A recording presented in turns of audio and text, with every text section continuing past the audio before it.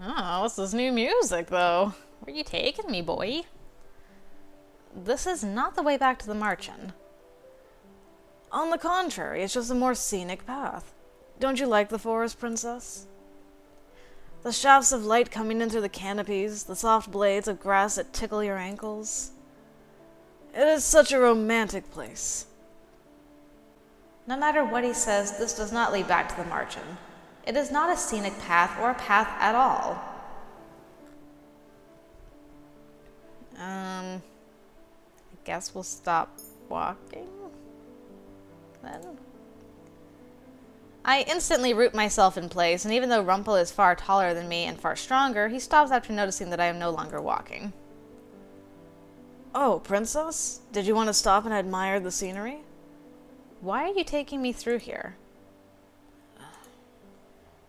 I do not care about scenery, and I do not care about walking anywhere with you. Ah, Princess, your honesty really is a treasure. One day I will make it so you enjoy going places with me, not just holding my hand. I quickly slide my hand out of his, my face feeling somewhat hot. Ah, there's the sweet rosiness to your cheeks. Yeah, everybody's right, I should have named her Rosy Cheeks. You never answered my question.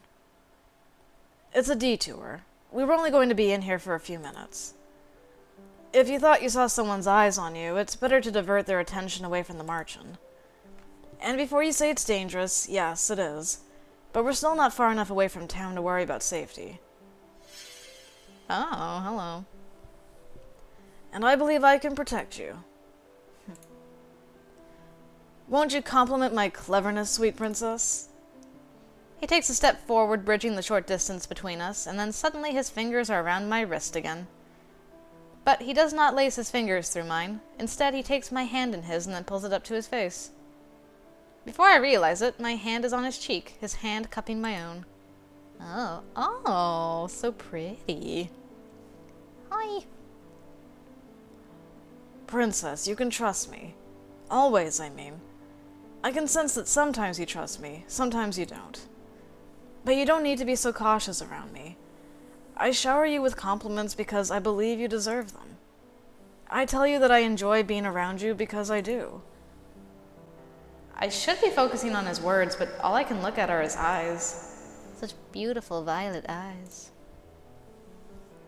What do I need to do for you to fully trust me?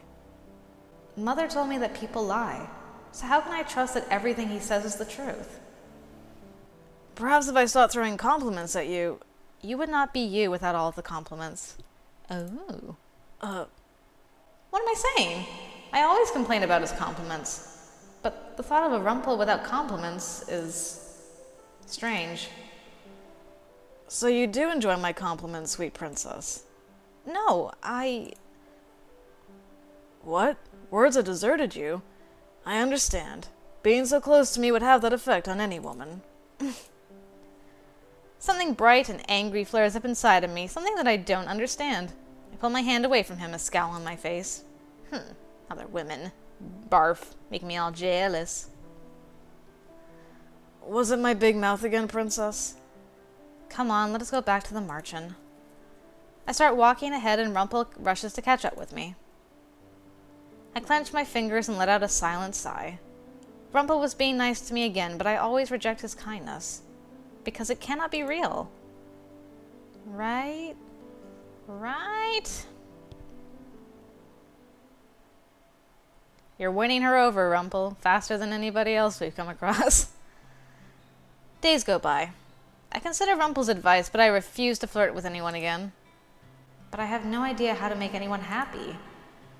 Rumpel told me that I cannot make anyone happy without knowing anything about them and listening to them like I did with Anise.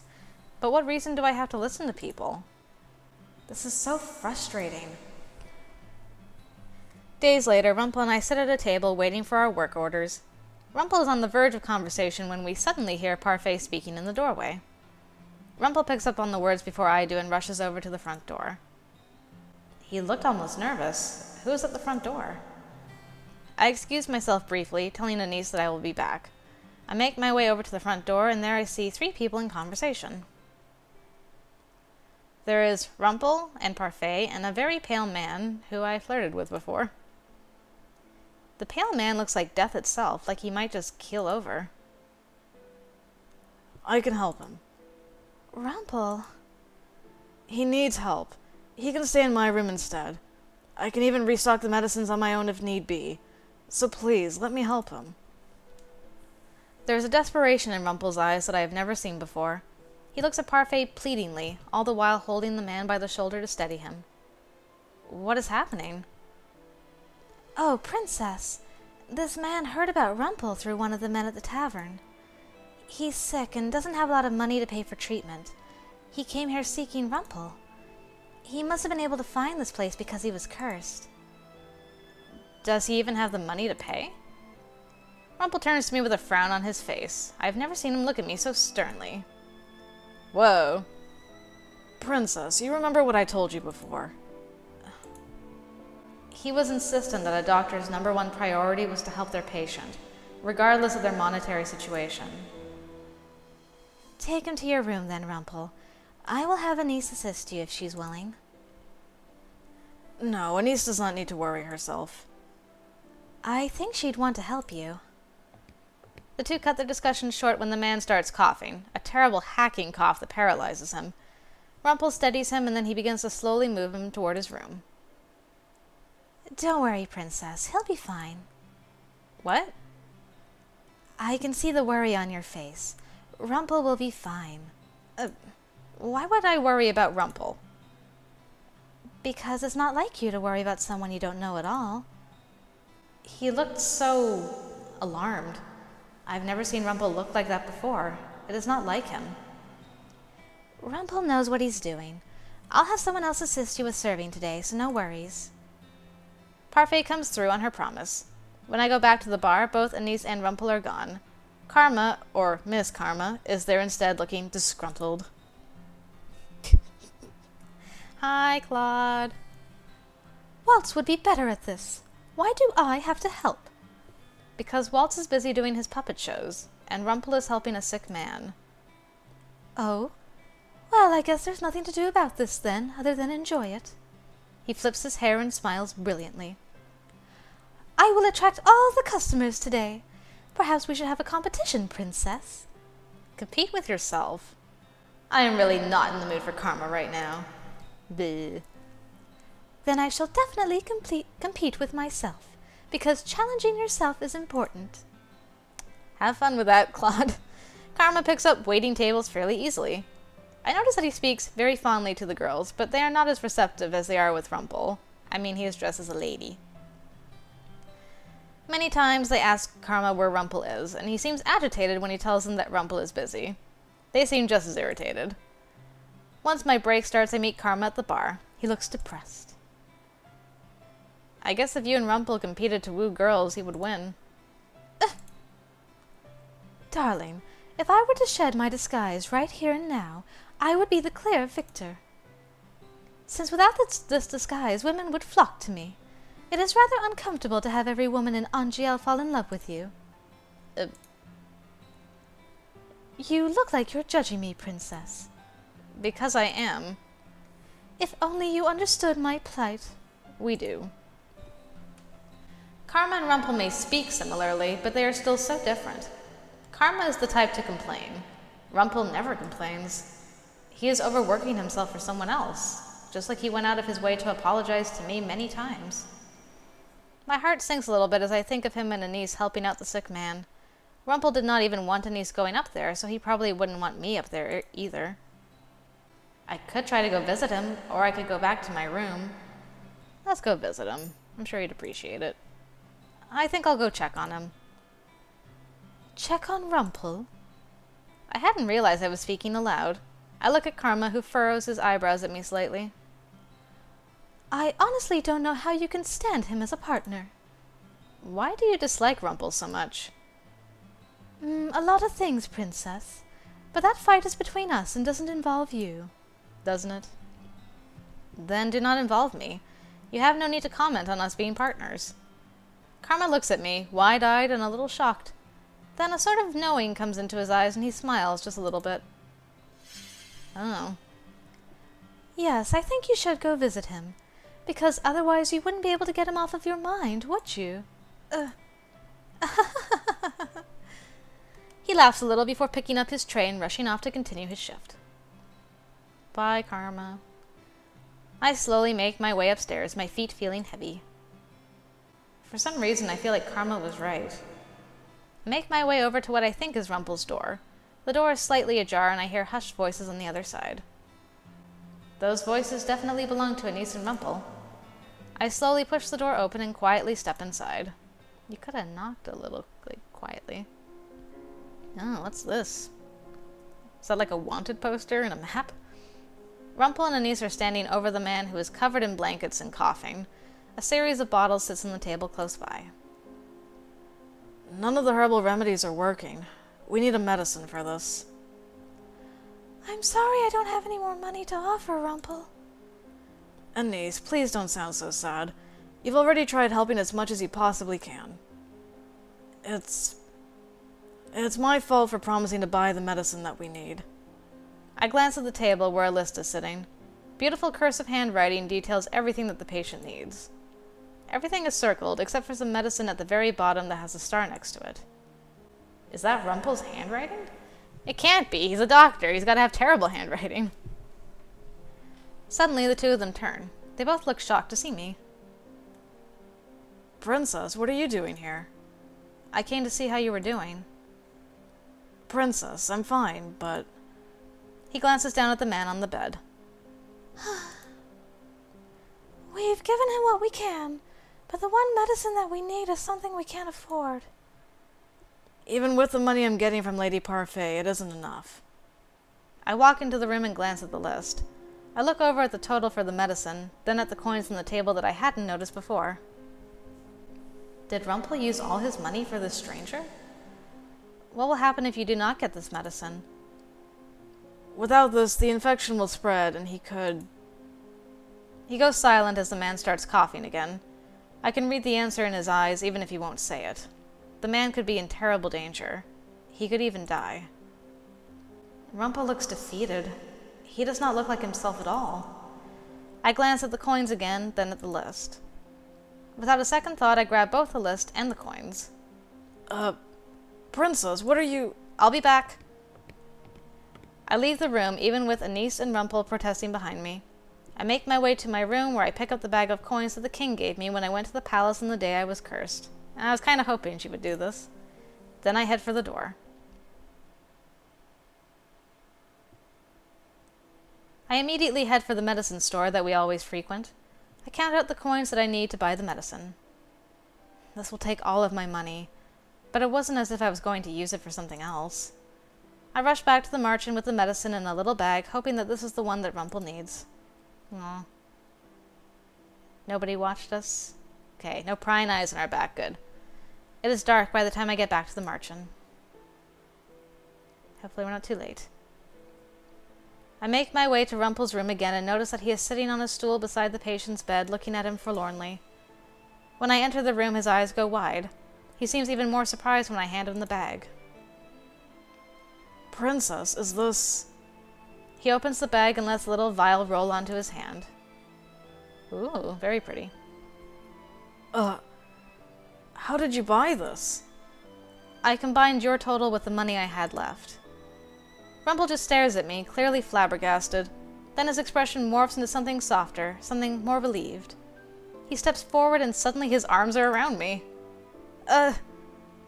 He grips me tightly, and then I hear his voice in my ear. Thank you so much, Princess Lucette. My heartbeat picks up slightly. It is so loud I think Rumpel might hear it, but when he pulls away he does not say anything. I'll have to thank you for this later, Princess. You kinda just did. But for now, you should leave. I don't want you to get sick. I am too dazed to disagree. I nod my head quietly before moving stiffly toward the door. My goodness, Lucette is so affected. I glance back at Rumpel one last time, noticing that he is checking the man's temperature. The moment I leave the room, a flash of light emanates from my chest! Woohoo! I absently touch the glass slipper at my neck and then pause as I stare down at it. I feel a soft gasp leave my lips when I notice the fragment of a second slipper. Hey, hey! I got my first good deed! I bought the medicine for Rumpel, but I only added in a few more coins to buy it. So what I did today was considered a good deed? I am confused, but at the same time, I am pleased that I actually managed to get a good deed. Now I only need 2 more. Woo, Lucette! The next day, I go down to the tavern area to begin my work, but I am there a little early. Waltz is working on his puppets at a table, eyebrows furrowed in concentration. When I walk in, he looks up at me and smiles. Then he raises his eyebrows. Princess, congratulations. You got your first good deed. I did. I knew you could do it. I nod in response. His praise makes me feel oddly proud. Thanks, Waltz. I continue my usual work, keeping an eye out for Rumpel as I work my shift, but he never appears. A few days go by, and it is only after the man leaves, looking a lot healthier and stable than he was before, that I finally see Rumpel. He and the man speak at the front door to the tavern. No, really, sir, I couldn't take anything from you. Nonsense, you saved my life. I need to pay you back somehow. The man is holding money out to Rumpel, but Rumpel just shakes his head. I notice that there are dark circles under his eyes and that he looks tired. I didn't help you for the money. But I insist. That money could be spent on better things, like your family. You may not take my money, but I promise I will pay you back. Your health is all the reward I need, I promise. I can't thank you enough. After the man leaves, I approach Rumpel. He turns to me and leans against the door, his smile still tired but bright. Ah, Princess. Come to heal my weary body, perhaps? I would so love another hug. My face becomes hot at the memory of Rumpel's hug from the other day. Ah, the natural rouge of your cheeks is so sweet, Princess. It makes me feel infinitely better.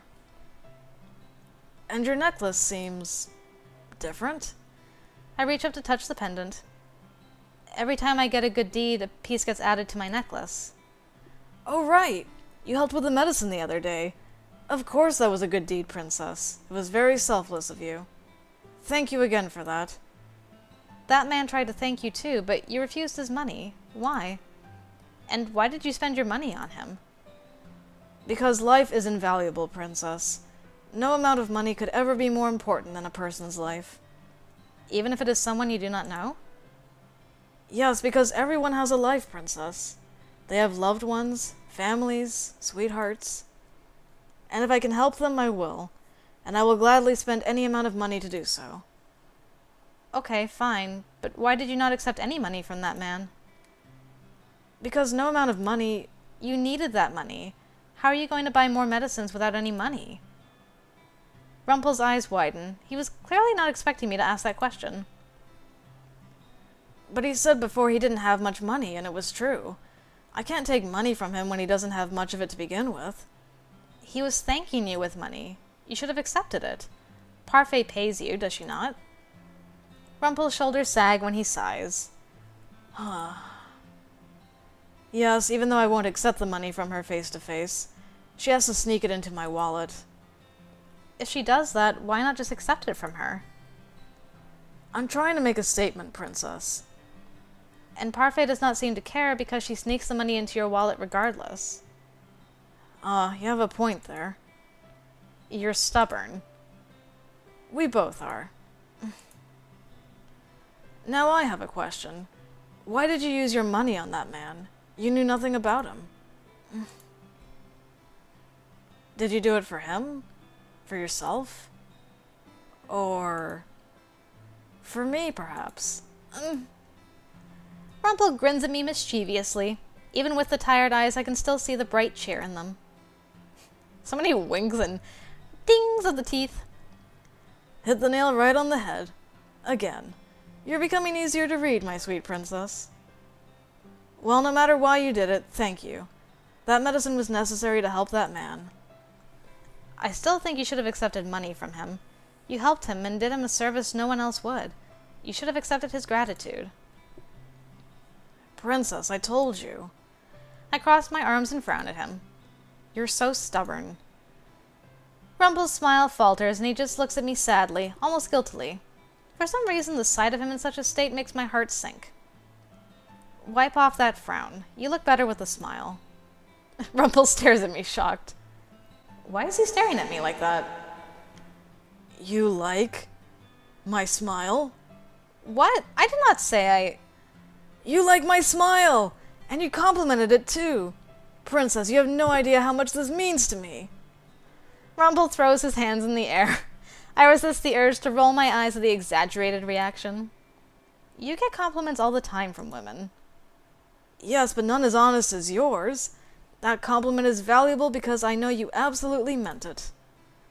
So I will keep those words close to my heart because they are precious to me. It wasn't anything like the spectacular compliments he gives, yet he still looks so happy. Parfait just comes in. You two seem to be getting along. Parfait appears behind us with a smile on her face. Sorry to interrupt, but Lucette, Karma is slowly drowning in table work. Would you help him? Yes, of course. Rumpel looks disappointed as I am sent back to the bar, where Karma expresses immediate relief that I am back. Rumpel retires to his room early that day, and he is given the day off. Both Laura and Parfait can see the tiredness on his face just like I can. He does not reappear for the rest of the day. At the end of my shift, I retire to my room. Cool beans. When I get downstairs the next morning, I am met with a familiar sight. I was like, oh please don't. This music indicates like argument town. Not again, you two! I'm gonna slap you both. Both Karma and Rumpel stand on opposite sides of a table, their voices rising in argument. They are fighting again? I happen to catch their words as I walk quietly down the stairs. Who are you to criticize my work ethic when you were gone for several days, leaving me with your workload? It wasn't like I wanted to. And who are you to criticize how I work? All the ladies I spoke to said that you shower them with compliments. What kind of professional behavior is that? I'm having a hard time believing you're a professional with the way that you flaunt yourself. At least I don't flirt with people to attract their attention. Ugh. And you flirt with them and don't even realize the effect it has on other people. Flattery is not a crime. Just yesterday the princess came to see you in your room, all because you gave her the impression that you liked her. Were you actually spying on her? And you call me uncouth? No, I overheard her say it. And you're wrong. I never say anything if it isn't truthful. Ah, well, then the truth of the matter is that you must be in love with many women. Because they all seem to think that you'll get down on one knee and propose to them. You say some sly things, Miss Karma, and yet you're the biggest liar of us all. At least I don't lie to my partner. Defend! Sorry, Karma. You're going crazy. Rumpel tells me that he never lies. He tells me that he wants me to trust him. Though I still find it hard to believe, I do want to trust him. I walk down the rest of the stairs and stop at Rumpel's side. Both men look equally surprised to see me there. Rumpel has never lied to me yet. Karma looks up and stares at me for a few moments, looking startled by my sudden appearance. Princess, a man that flatters everyone doesn't flatter anyone. At least he's not so conceited he flatters himself constantly. Ooh, get burned. Such a sharp tongue you have, Princess. And you are very quick to jump to assumptions. You two are at it again? Jurian stops at the table and frowns at them. Both men glance away from her cold gaze. Karma murmurs something before excusing himself. Thanks, Jurian. Rumpel looks down at the table, his eyebrows knit together with frustration. What is wrong with you two? Why can't you just be civil with each other? Jurian, you're never here to see how these fights start. Karma's every bit a beast, attacking me for no good reason at all. But with your keen eye, you should be able to discern that, right? Flattery won't work on me, Rumpel. And second, I doubt these fights start without any bit of prompting from you. I swear I don't start anything. Karma's just always irritable. He's like a woman during that one time of the month. We are not amused. Jurian walks away stiffly, leaving me with Rumpel. I look at him a little irritated by his earlier comment. He gives me a sheepish smile. Thank you, Princess. For what? For defending me. I swear I meant what I said. I would never lie to you. I mean every one of my compliments, every one of my thank yous. You must know that since you came to defend me. Rumpel, sometimes you continue talking when nothing needs to be said. But I'm just expressing the depths of my gratitude. It is not necessary. It was such a small thing, too. Princess, can you give me some help with inventory? I'm coming. As I turn away, Rumpel waves. I'll see you later, Princess. Who knows, you might get your second good deed. I resist the urge to roll my eyes. It feels like it will be a while yet before I can achieve my next good deed. You don't know, girl. Be optimistic. Chapter 6, Strings of Fate. Ooh. Fateful strings. Oh no, not... Do you have to say this every time we come to town? What a brilliant day! The sun is shining, the town is full of laughter, and I have my sweet princess here to accompany me. It sounds like I'm getting easier to read too.